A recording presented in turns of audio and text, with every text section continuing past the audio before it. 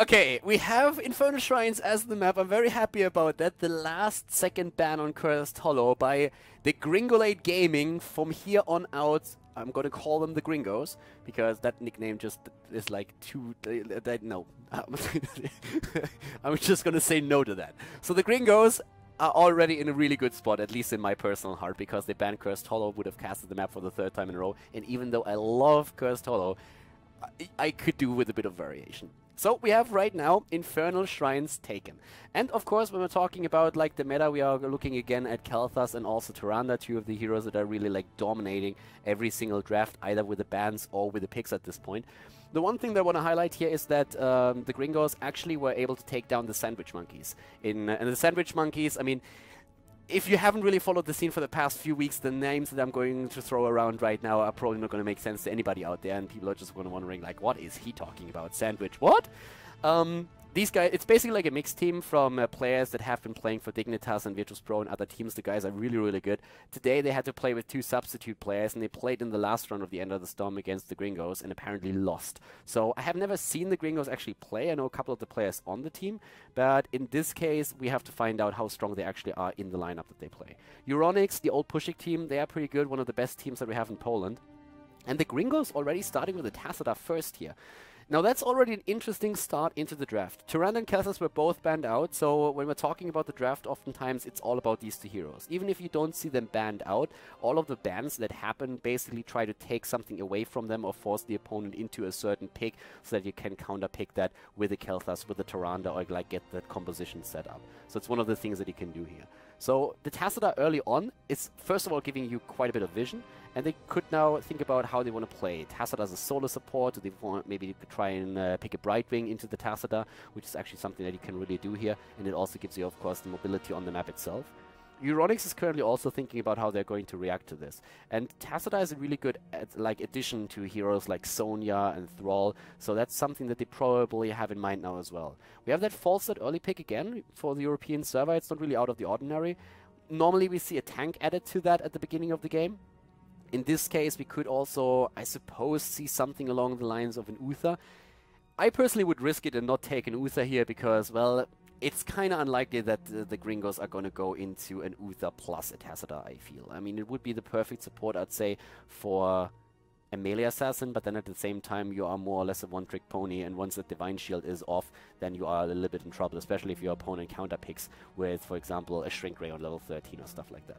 So normally we see a tank on a 2nd position, and in this case, Muradin would be pretty decent. You could go into an ETC. If you don't want to run with those, you could add one of those melee assassins. I mean, Sonya and Thrall are extremely popular and very, very powerful. So if Euronics is going to try and run with one of those, it could do that. The only reason to really go for an Uther here would be, in my opinion, if they really are trying to run a melee assassin on their own that they pick later on, so that they have the Divine Shield to keep them alive. But you can really tell that they are waiting a long time here, because there's so many options of what they could do right now.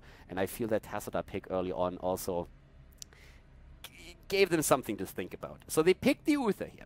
They pick Uther, so they don't risk anything. They play the safe. Very likely that they are going to play a melee assassin, as I said. If they want to play with a melee assassin, then Uther here would be a great pick, and that's what they did. And here come the Gringos with the Thrall Muradin commitment right off the bat. And that's, of course, the problem that Euronics had now. I've been talking about what are the options that they could pick. Uther was one, if they want to go maybe like in a Sonya, for example. Muradin would have been an option, already locked down by the Gringos. And we have Thrall as the melee assassin taken out too, which Tacita, of course, caters towards with Leeching Plasma and Color's Embrace then. Only question for me personally is if the Gringos are going to add a 2nd healer, a 2nd supporter. If so, Brightwing would be a really good idea. Or you could play... yeah, well, not with the Thrall, but if Thrall wasn't picked here, they could have played, I think, a Karazim with a damage build, Team Liquid style with Iron Fist on level 1, and just get the extra heal out there. With the bans that we have right now, Reyna and ETC have been banned out. So the Gringos basically just like saying, okay, the Divine Shield, Mosh Pit, we don't want you to use that. I think that a Sonya would be a pretty decent addition now to Euronics setup here in general, but the Sylvana's already very strong when you get a Punisher, because you can just like push in together with that. I mean, we all know how powerful that can be. On this map, I would like to see a Johanna, since Johanna with Eternal Retaliation on level 4, there she is, can get not only a lot of like wave clear out, but at the same time you are in a very good position when you go for the Infernal Shrines. So Euronics has actually a pretty sweet setup here. They have Sylvanas, they can use Uther. I would love for them to go into Sonya on the last pick, but they have a couple of other options of what they could run here as well. Whereas the Gringos right now have already a very solid base setup with the first 3 heroes that they picked here, Thrall, Mirrodin, and Tacita. But of course, one of the things that's lacking now is that just like range damage. And a Jaina would be pretty sweet here, because with Jaina, Vala is also very good with especially... They pick the Charism regardless! They go for Charism regardless! I mean, I've just been saying that I could have seen a Charism for them, but I really thought that if they pick him, they would have played him with the damage build, which they, by the way, can still do, and not only... not run the Thrall, but they play both of them, so that's a pretty... interesting setup at the front line. They don't go into Jaina, which would have been nice area of effect damage on those Infernal Shrines as well. Vala, on the other hand, is being used for a very similar position, so she can use that multi-shot build to just like push damage out against the opponent's team, and at the same time then also go for a few of those minion kills so that you get the Punisher. Euronics, as expected and also called, making me look good, with the Sonya here on the last pick. Kind of expected, since the Uther, of course, caters towards that. You want to have something at the front line that helps Johanna out. You have the area of effect damage that you can use for those shrines once again. So pretty cool setup, actually. I'm liking this. Charism, Thrall with the Tacita, with the Vala. So there's a couple of ways how the Gringos could actually play that right now. Charism with a damage build, Charism with a heal build, Tacita with a bit more damage, maybe not even going for Color's Embrace. There's like so many options of how you can play this right now. So that's pretty sweet. So we're going to go into the game, and let's find out together which team will advance here at the end of the Storm Europe qualifier. Infernal Shrines is the map, everybody, and well, this is going to be a good one. We are looking at Euronics versus the Gringos. Well, the team is actually not called the Gringos, they're called Degringolade, and I think it's French, but, well, it's first of all too long for the for my overlay here, and I didn't want to adjust that because I'm a lazy bastard. And also, it's way too hard to pronounce, so they are the Gringos right now. They have been renamed officially. They have been Khaldor. We have to the left side Euronics with Kreku on Falstead, Jouf on Johanna, Uberim on Sonya, Krolu on Uther, and Prishbli on Sylvanas. And to the right side of the map, the French team with Toulouse on Thrall, Nehi on Falstead. We have Arcane on Charism, Tank for the win on Mirrodin on the tank, obviously. And the bus driver, who has been silenced, is currently playing Tacita. So yeah, let's check this out and have a look at which team is going to take it here. We have a Sylvanas composition once again, and you all know what that means. That means pushing power at the beginning of the game. Iron Fist as the level 1 talent on Charism. We have to talk about this lineup quite a bit because I'm absolutely loving the way that they drafted here. And it's kind of fun to see that. These boys have been able to take down the Sandwich Monkeys in the last game. And right now, basically both of these teams are just saying screw team fights. Like it's just all mid. They're simply going for it. They're simply going straight for the fort, and we see the same thing down at the bot lane as well. Both of them apparently are just like going through as fast as they can to level 4. Don't even giving us an opportunity to really talk about the Dalans here. But we've been already speculating during the draft if they want to go with a Damage Monk here. I actually did expect them to go for Damage Monk if not for Thrall, but they chose Thrall, and then seeing Arcane still commit to Charism was very interesting. And with them running already Tacita as the main support, they can now use Charism in more of a damage capacity, trying to get a bit more heals out of him to just complement Tacita's healing power. But it's a pretty cool setup that they have with this. Tank moving in, and the Stormbolt, the kill against Falstead. The bird is down, the chicken has been roasted, and now they can just like go for the first shrine. It's a pretty fun start into the game, actually. It speeds things up a little bit. So we have that silly attack against the towers taking a whole new dimension now. It's basically them not stopping and just saying like, yeah, we're gonna take that fort. Both of the teams losing a fort. Up to the top lane now we have the attack against the minions. And it's actually a pretty cool build that we have on Thrall now. Going into the Chain Lightning build over the potential to use the inferior talents. I suppose that on level 7 we're going to see follow through as a result. And that means now that we are going to have way more wave clear for him. And that helps, of course, to get those minions locked down. Especially when you're also running Ikeo like Tacita for the Storm, Vala with a multi-shot. Once again, the teams are jumping in. That's the team fight that we've been waiting for. And Toulouse on his Thrall is already moving away. Green Jesus lives yet to fight another day. We're seeing also Overtake now as the level 4 4 talent for Karazim with his damage build in this game. Eternal Retaliation, of course. Retaliation has been chosen for Juve on his Johanna to make sure that he gets that cooldown reduction. It's such an amazing talent to have if you go into like a wave. You get so many condemns out there. Once again, the teams are fighting. Both of them are moving in, and Thrall is again the priority target for the blue team. Euronics, they take him down. The Polish team with another good kill here. And at the same time, it looks like Tank might now die too. Can they shield him? Oh, the shield in the last second saves him. But Falstad has been eliminated as well. The carry pigeon has been taken out twice now. 33 minion stacks against 15, and both of the teams are now trying to just like get that first Punisher. Nice Stormbolt again, and good follow-up with the AoE damage, but the problem is that it was just not enough to take a target down here. Still a massive, massive lead in minions on the side of the Gringos, and they are now attempting to get those last 3, and there is that multi-shot. They only need one more, and they get it. Tank is barely getting away. Look how low everybody is here. Krolu runs straight into Tazadar. Yeah, well, that didn't work out for him, and neither did it work out. Oh my god! Everybody is just like dying. Johanna dying over here. Another hero up to the top. Sonya dying. They were all trying to run away. They were so low after that fight, and now it's just like a complete team wipe, more or less. Falstad, of course, dying a bit earlier than that, but wow. That turned fast. Now we have lanes taken again, so it's all about the experience, and you can already tell that Punisher is going ham. Go ham or go home, and we definitely know what his decision is. He goes in, but finally dies. Yeah, not before that entire wall was taken out, though. And with that already started, we are seeing now Bus Driver and Tank for the win. Down here, trying to steal a camp away. They still have that level 7 talent advantage, and that's of course pretty huge at this point. With Kala's Embrace and also Leeching Plasma of course taken, and everybody is just like waiting for another potential kill here. The one thing for Euronics is just like they have to play it safe and sound right now. They can't really overcommit to anything until they have the level 7 talent and are safe once more. So we have follow through now taken for Thrall. We see the Searing attacks for Vala. We have also now the Way of 100 Fists for Karazim, and Battle Momentum actually for Mirrodin, who decided to not go into the Piercing Bolt, but instead get that cooldown reduction, which is pretty sweet since it of course also affects your heroic ability, and that can be actually pretty nice. I mean, it's not only about like getting those thunderclaps out, but it's also about having Avatar just available a little bit more often during the battle, and that can be quite helpful. We see a full Condemn build on the side of Johanna going into Conviction as well, so that she has a bit of an easier time engaging into the opponent or getting away, depending on the situation. And full damage build on Sonya. No ferocious healing here on level 6, oh sorry, on level 7. Instead, we're currently seeing her with a follow through after focus attack on 4. So that's a massive amount of damage that she can dish out. It's not gonna be too easy for her to stay alive, like if you compare it to the ferocious healing build. But she has an Uther behind her, and that of course means that in theory at least, the Divine Shield is going to help out quite a lot.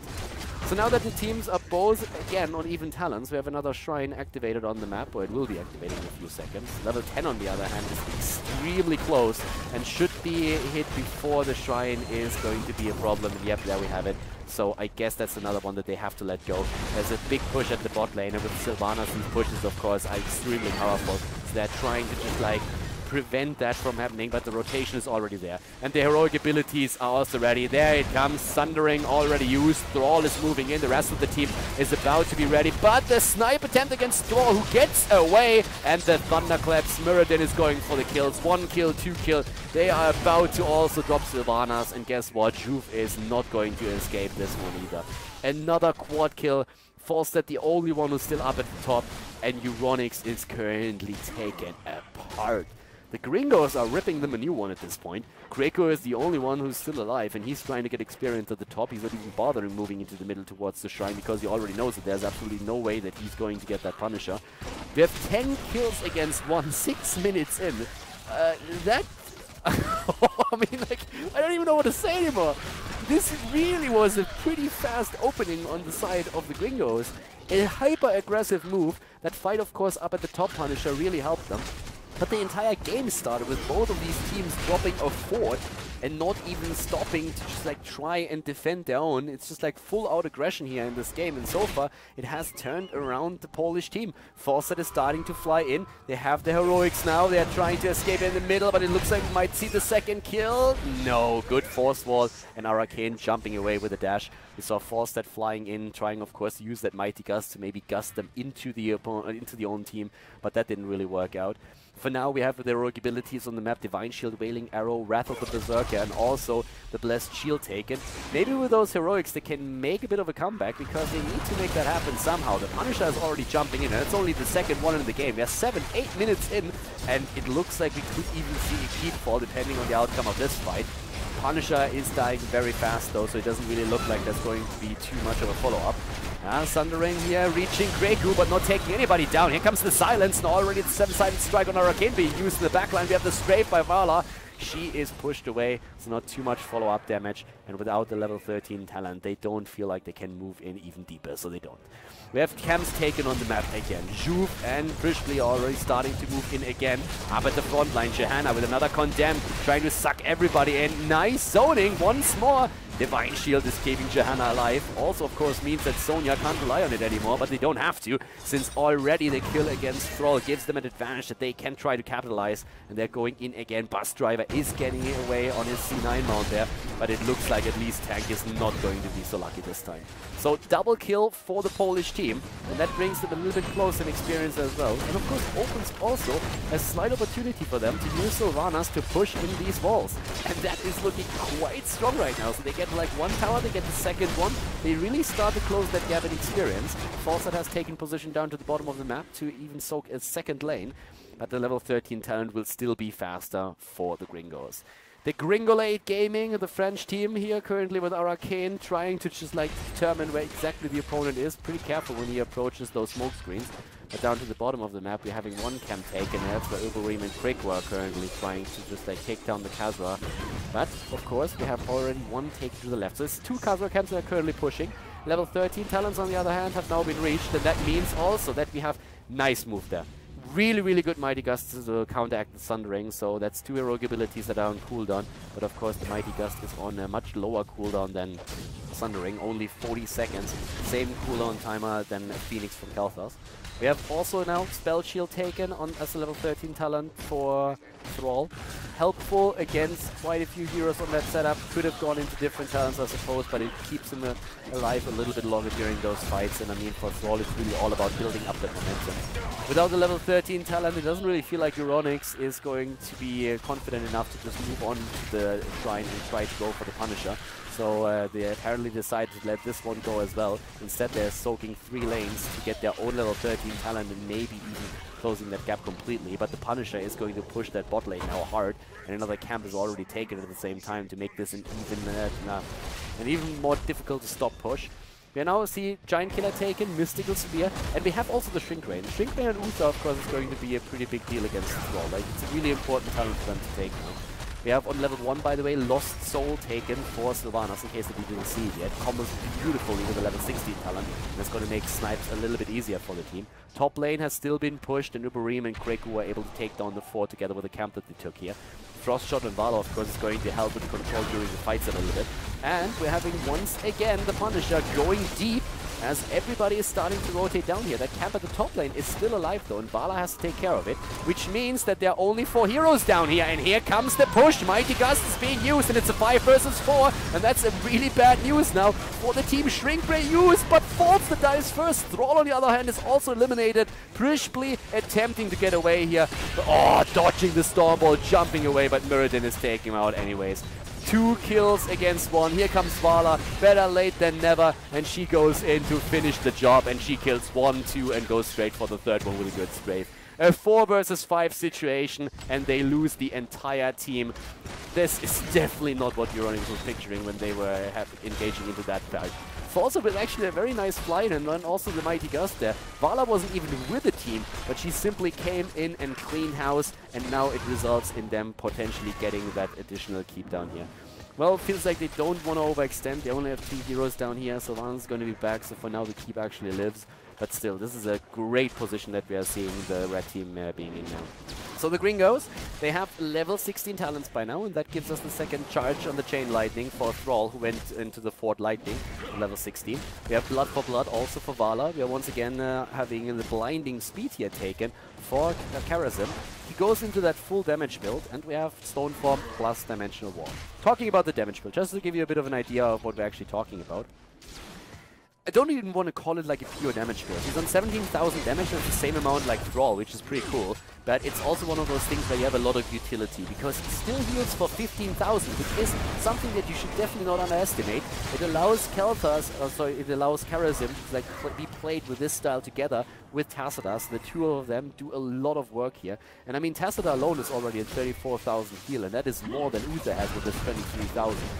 Even though, of course, Uther was also a lot quite busy trying to like stay alive during these fights. Once again, they go in, but a nice kill, and still they keep alive. Very well done here. Nice kill thanks to the silence follow-up, and Uberim is now attempting to just like move in once again, already on his way. And there comes Falstad. Guess for what? There it is. The Mighty Gust being used, and the insta-kill against Vala and also Muradin. Divine Shield keeping Kreku alive. The one thing that you also have to keep in mind is that Mighty Gust does not actually just reposition somebody. Mighty Gust actually slows the targets that have been hit, and that's one of the main things that you're really trying to use in such a situation. Level 16 talents, hammer time for Falstad. I can't use it though, since that ult was ready again. Force Wall has been used here, and he gets away in the last second. Once again with Prescience and Dimensional Warp, not really a big problem. Lost Soul on level 1 has now been comboed with a level 16 talent, going straight for the Cold Embrace here, and having also the Nerves of Steel plus Benediction taken. 15 kills against 8 by now, and Euronics is not out of this game yet. Keep in mind that they also did not lose that keep at the bot lane. That thing is still alive. They still have it. So it's a pretty cool setup that we're seeing. This game is actually kind of fun. I mean, at the beginning, it was just a complete disaster for Euronics, and still, they only have half the kills than the opponent's team. But overall, they're starting to fight their way back into the game again for like the 100th time. And yeah, I'm pretty interested to see if they can actually, like, at some point really make that huge leap and get a lead in the game. For now, though, it looks like once again we are going to see a Punisher for the red team. And the Gringos are doing really well up here at the top, but of course there is a chance of contesting this. It's the same talents right now, so this is the fight that really counts. Here comes also the move against Muradin, who's nearly dead, but uses Dawn Form the last second, gets the shield as well. Here comes the silence at the same time. They're going for Tassadar. Once again, Karazim is already dead. Everybody low, especially Shuf, but he gets away. He got the Divine Shield, the kill against Muradin and Karazim. Oh, Thrall Green Jesus is moving away and barely escaping the sure death. And for now, it looks like maybe Euronics is going to get that tribute. Well, it's going to get that, that shrine. We have them in a slight leading experience even. And the Gringos are suddenly starting to struggle here a bit. This game is really becoming extremely interesting there. The last few fights have been a little bit better for Euronics. I mean, overall, there's still so much danger from from the lineup that we have for the French team. I mean, they can jump in with Muradin, lock somebody down, have a follow-up with Thrall, for example, and then there's also Karazim. One of the main reasons why you can play Karazim actually as a bit of a melee assassin is that he has that Relentless on level 13, which really helps him. Bus Driver wanted that keep, and he's probably going to have to pay with his life for it. But yeah, he's going to die eventually. Actually trying to get away here and buy a little bit more time for the rest of the team. So that kind of helps him. But yeah, he's going to die eventually for sure. I mean, you can't really save that. So he's down. Kreku can now fly to the top. Use even the Mighty Gust there to slow Tassadar down so he doesn't have a chance of escape. But now it's keep for keep maybe. If they can push in far enough and take the keep down, that's all that they need to do to make sure that they're, even when it comes, at least when it comes to structures on the same level. Nice kill against Muradin though. That Sun Ring from Thrall in the last moment did not really help enough. And of course, if you run with a Sylvanas composition, then having one of those Punishers available to you is all that you need. And that's where they push in really deep, take that early level 19, kill the keep now as well. And just like that, we have Euronics back to business. Chrono, Uberim, Prishpli, Juf, and Kreku are now moving away on the map, taking the camps as they go. But that's of course a great position for them. 12 kills now against 15. And the Gringos are starting to struggle here a bit. So they really need to take a bit of a breather and think about how they are trying to approach the rest of the game here. Talou, for example, gets sniped now too. Wow, why did he move back? That looked very much like a minimap misclick. I actually think he just minimapped this trick. He probably wanted to go down to the bottom right, then tricked by accident on the minimap, and then started to move into the opponent's team again. Oh my god, the level 20s are now ready. And there's the kill against Vala. Thrall down, Vala dead, Epic Mount has been used by Kreku. That allowed him actually to move in for that kill. Thanks to the Epic Mount, indestructible for Johanna and Euronics. They just have the experience that they need to really follow such elite in talents up with another kill, and that's exactly what they did here. We have also now Ignore Pain taken. It's basically like the Hardened Shield version of Sonya. Redemption on Uther, and at the same time Sylvanas with that Bolt of the Storm. Level 20, not ready yet for the opponent's team, but the Gringos, of course, they have another shot once they hit the level 20 talent. They are going to get a couple of really licensed talents to keep these heroes alive. I mean, Bolt of the Storm is a potential for Vala, for example. We have in the case of Thrall also a couple of things that he could go for here. Bolt of the Storm, it can be quite nice for him to just like to blink out of these situations. And yeah, it's not going to be easy, but as long as they take level 20 and then go for the fight in the middle of the map, they can still turn this game around. They were ahead for most of the match, but at this point they are starting to fall a little bit farther behind. Once again, we have everybody just like trying to take position up to the top. A wave has been taken in the level 20s. Bolt of the Storm for Vala. They're seeing after the 7-sided strike now Transgression taken for Karazim. Bolt of the Storm is predicted for Thrall. Storm Shield and Hardened Shield taken for Tassadar Muradin. And they are moving in again, trying to flank a great Sundering, an amazing Sundering. They're going for Kreku, but he's still alive. He gets that shield. Arcane is trying to follow it up and push him farther back. We still have the red team in a much better position here. Their heroes are still nearly on full HP. They go up to the top to take Sonya down. Juve is low, gets slowed and isolated. Indestructible procs, but there's no chance that Johanna's going to survive this one. Arcane, on the other hand, was in a little bit of trouble and gets help from the rest of the team. They're trying to follow it up with a kill against Uther, as we still see Sonya to the left side. She finally dies against Vala, the left side of the map, but over here Uther is now dead. His redemption, of course, is going to keep him alive a little bit longer. Question is, are they going to follow it up? No, they're not. They're trying with a force wall to isolate him, but they can't make it happen. He comes back just a few seconds later. But still, it gives them the opportunity that they needed to go for another Punisher. And they're currently looking at a 20-minute Punisher. And the more important part is that with them taking the Punisher, they deny it to Euronics. And that's extremely important because with the Sylvanas, these Punishers do just so much more work. 18 kills against 14. A bit of an idea again about the damage here. Karazim currently at 29,000 damage. So he's starting to fall a little bit off.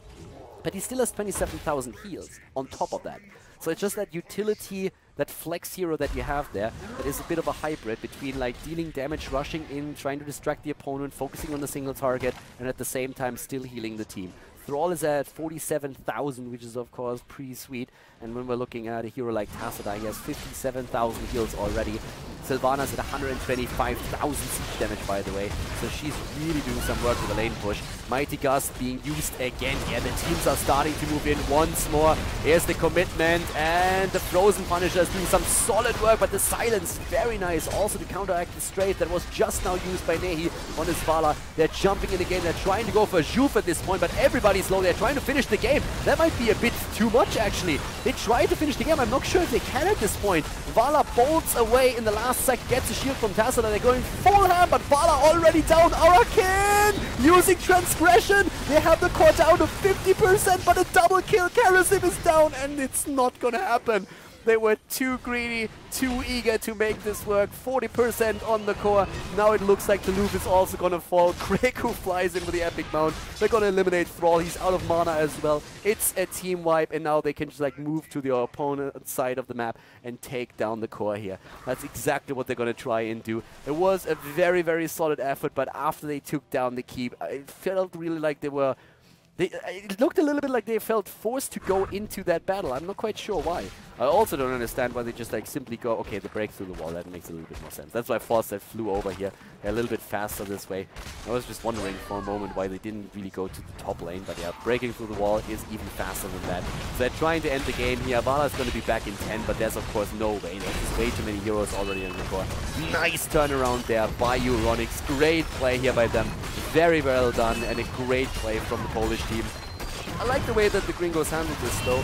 A bit of a mistake at the end to go for a core push here right away. That lost them the game, but still very nice showing from the Gringos. First time that we casted the boys, but probably not the last time. GG. And that is it, everybody. GG and well played. The game's over, and therefore also the video for today here on Khaldor TV.